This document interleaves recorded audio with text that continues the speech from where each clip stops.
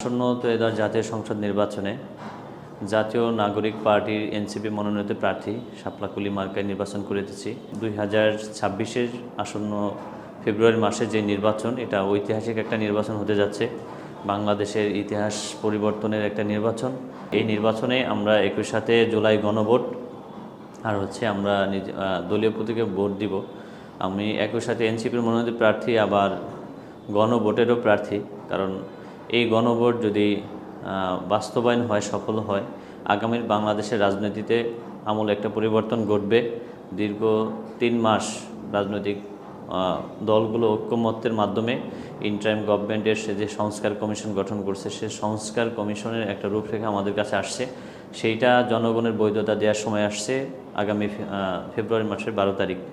যদি গণভোট পাস হয়, সেটা বাংলাদেশের রাজনীতিতে নতুন কোনো দিন আমাদের ফ্যাসিস্ট তৈরি হবে না। নতুনে আমরা কেউ বিগত সময়ের মতো 17 বছর আমরা ভোট দেই নাই, এরকম আর কখনো হবে না। আমরা প্রত্যেকবার 5 বছর অন্তর অন্তর আমরা নিজস্ব গতিতেই ভোট দিতে পারবো। মানুষের অধিকার নিশ্চিতের জন্য আমরা লড়াই সংগ্রামের মধ্যে দিয়েই আমরা যখন আমাদের প্রার্থী আমরা যাচাই করতে পারবো। এই জন্য আমাদের জুলাই গণভোটকে হা বলবেন।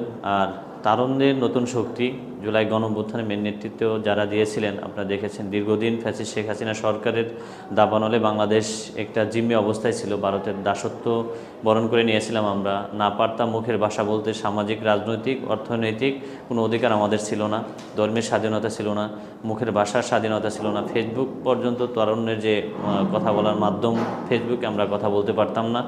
সেই জায়গা থেকে পুরা ফ্যাসিস্ট কালচার ভেঙে যে 2024-এ ছাত্র জনতার গণঅভ্যুত্থানে যারা নেতৃত্ব দিয়েছেন, আমাদের গণঅভ্যুত্থানে মহানায়ক নাহিদ ইসলাম, জেল জুলুমের শিকার আক্তার হোসেন সদস্য সচিব, আর আমাদের উত্তরবঙ্গের মুখ্য সংগঠক সার্জিস আলম, দক্ষিণবঙ্গের মুখ্য সংগঠক হাসনাত আবদুল্লাহর নেতৃত্বের সংগঠন জাতীয় নাগরিক পার্টি এনসিপি, আপনাদের দোহার নবাবগঞ্জকে আধুনিক দোহার নবাবগঞ্জ গড়ে তুলতে, আধুনিক সেবার মান নিশ্চিত করতে আমাকে জাতীয় নাগরিক পার্টির এক প্রতিনিধি হিসেবে আপনাদের দ্বারে পাঠিয়েছে।